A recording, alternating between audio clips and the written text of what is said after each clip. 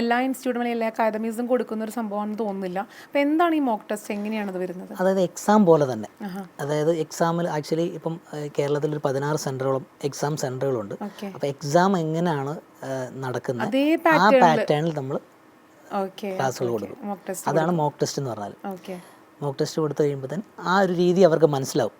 ഇപ്പോൾ listening, reading, writing, speaking ആ ഒരു ക്രൈറ്റീരിയയിലാണ് എക്സാം പോകുന്നത്.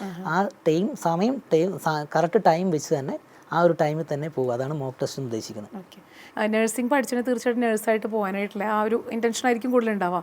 പക്ഷേ കുറേ നഴ്സുകളെ വാർത്തെടുക്കാൻ അല്ലെങ്കിൽ അവർക്ക് പുറം രാജ്യങ്ങളിലേക്ക് പോകാനായിട്ട് സഹായമാകുന്ന രീതിയിൽ കോഴ്സുകൾ പഠിപ്പിക്കുന്ന ഒരു സ്ഥാപനത്തിൻ്റെ HOD ആവാനുള്ള ആ ഒരു ഇൻറ്റൻഷൻ എന്തായിരുന്നു?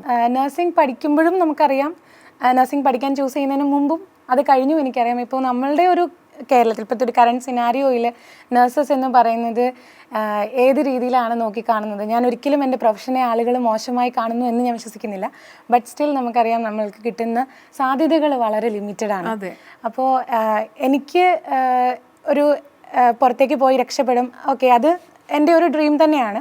ബട്ട് സ്റ്റിൽ എന്നെ കൊണ്ട് ഒരു കുറേ അധികം കുട്ടികളെ കൂടെ പുറത്തേക്ക് കൊണ്ടുപോകാൻ അല്ലെങ്കിൽ അവർക്കും നല്ലൊരു ഓപ്പർച്യൂണിറ്റി കാണിച്ചു കൊടുക്കാൻ പറ്റുവാണെങ്കിൽ അത് ഒരു വലിയ അച്ചീവ്മെന്റ് ആയിട്ടാണ് എനിക്ക് നല്ലൊരു പോയിന്റാണ്. ശരിയാണ്. ഇതിൽ എത്രത്തോളം സ്റ്റാഫ് ഉണ്ടാവും? സ്റ്റാഫ് ഏകദേശം 25 സ്റ്റാഫുകൾ. ഓക്കെ, 25 സ്റ്റാഫ് നമ്മുടെ കോട്ടയത്ത് തന്നെ രണ്ട് ഓഫീസിലും കൂടെ 25 സ്റ്റാഫ്സ് ഉണ്ട്. അപ്പോൾ എല്ലാവരുടെ ആ ഒരു ഒത്തൊരുമയും അവരുടെ ആ ഒരു പ്രവർത്തനം കൂടി ആയിട്ടാണ് ഈ ഒരു സ്ഥാപനം ഇത്രയും സക്സസ് റേറ്റിലേക്ക് എത്തിയിരിക്കുന്നത്. കാരണം ടീച്ചേഴ്സാണ് ഇതിൻ്റെ ഏറ്റവും വലിയൊരു എന്താ പറയുക, ഒരു പില്ലർ എന്ന് നമുക്ക് വേണമെങ്കിൽ പറയാം. കാരണം അവരുടെ ആ ഒരു സർവീസ് അല്ലെങ്കിൽ അവരുടെ ആ ഒരു ആറ്റിറ്റ്യൂഡ്, അവരുടെ ഒരു മെൻറ്റാലിറ്റി, അവർ കുട്ടികൾക്ക് കൊടുക്കുന്ന ആ ഒരു ഗിവ് ആൻഡ് ടേക്ക്, ഇതെല്ലാം തന്നെ ഇതിൽ ഇമ്പോർട്ടൻ്റ് ആയിട്ടുള്ള ഫാക്ടേഴ്സാണ്.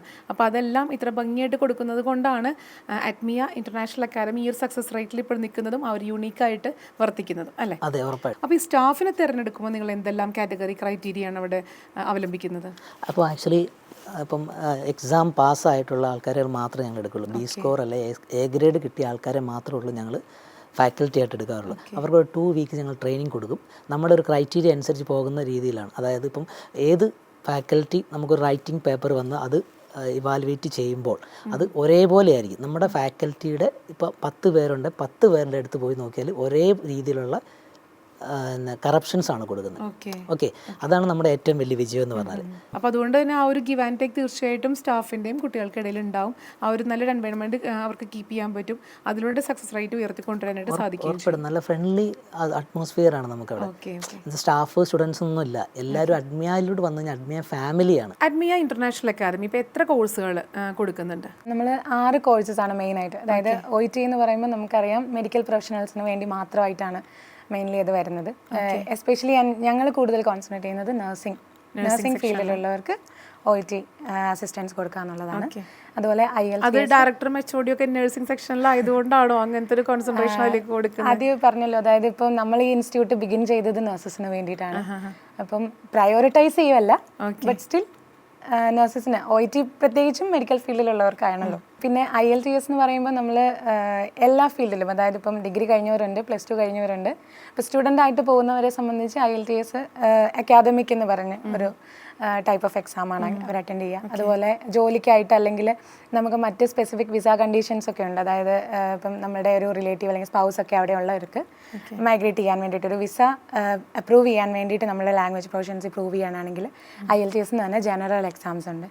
ഈ കോഴ്സ് കൂടാതെ PTE, TOEFL ഇങ്ങനെ ഇത് രണ്ടും ബേസിക്കലി നമ്മൾ സ്റ്റുഡൻസിന് വേണ്ടിയിട്ട് മാത്രം, അതായത് പഠിക്കാൻ ആഗ്രഹിക്കുന്ന കുട്ടികൾ, വിദേശ രാജ്യങ്ങളിൽ പഠിച്ച് പോകാനായിട്ട് ആഗ്രഹിക്കുന്ന കുട്ടികൾക്ക് സ്റ്റുഡൻസ് വിസ കിട്ടാൻ വേണ്ടിയിട്ടുള്ളവർക്ക് വേണ്ടിയിട്ട് ഉള്ളതാണ് PTE ആൻഡ് TOEFL. അത് നമ്മൾ ഇപ്പോൾ റീസെൻ്റ് ആയിട്ട് ഓപ്പൺ ചെയ്തിട്ടുള്ളതാണ് ട്രെയിനിങ്ങുകൾ.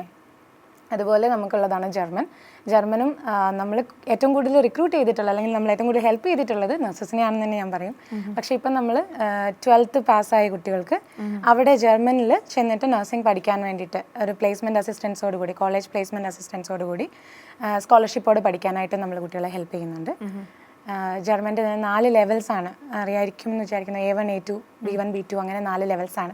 ഈ 4 ലെവൽസിനും സെപ്പറേറ്റ് ആയിട്ടുള്ള കോച്ചിങ്ങുകൾ അവിടെ അവൈലബിൾ ആണ്. ഇതിലിപ്പോൾ ഓരോരുത്തരുടെ പെർഫോമൻസ് അനുസരിച്ചിട്ടായിരിക്കും ചിലപ്പം ഓരോ കോഴ്സുകൾ ഇത്ര മാസം കൊണ്ട് പഠിച്ചെടുക്കാൻ പറ്റുന്നത്. പക്ഷേ എന്നാലും നിങ്ങളുടെ ഒരു കാറ്റഗറി അനുസരിച്ചിട്ട് ഇന്നൊരു കോഴ്സിന് ഇത്രത്തോളം മാസം കാലാവധി അങ്ങനെ ഉണ്ടാവുമല്ലോ.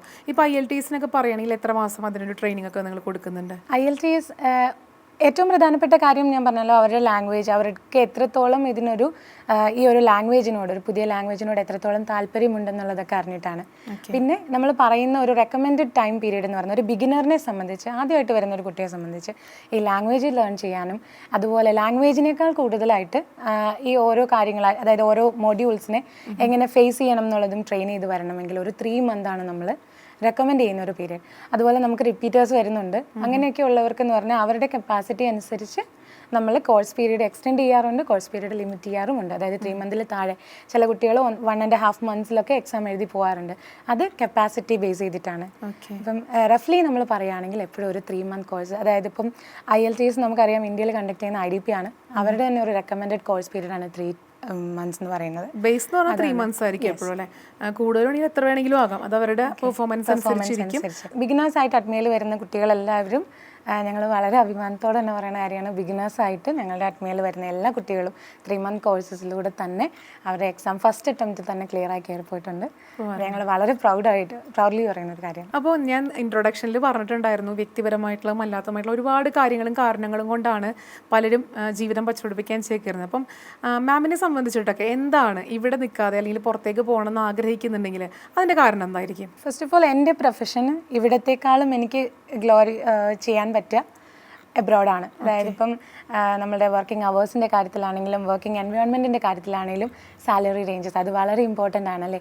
അപ്പോൾ അതുകൊണ്ടും അതിനെല്ലാം എനിക്ക് തോന്നുന്നു എബ്രോഡ് കൺട്രീസ് ഓഫർ ചെയ്യുന്നത് ഒരുപാട് കൂടുതലാണ്.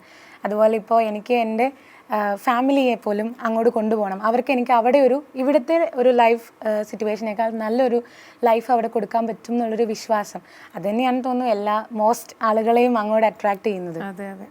ഇപ്പോൾ നമ്മൾ അഡ്മിയിലേക്ക് തിരിച്ചു വരികയാണെങ്കിൽ നമ്മൾ അഡ്മിയെ ഇപ്പം കോട്ടയത്ത് 2 branches ആയിട്ടാണ് ചെയ്തിരിക്കുന്നത് അല്ലേ?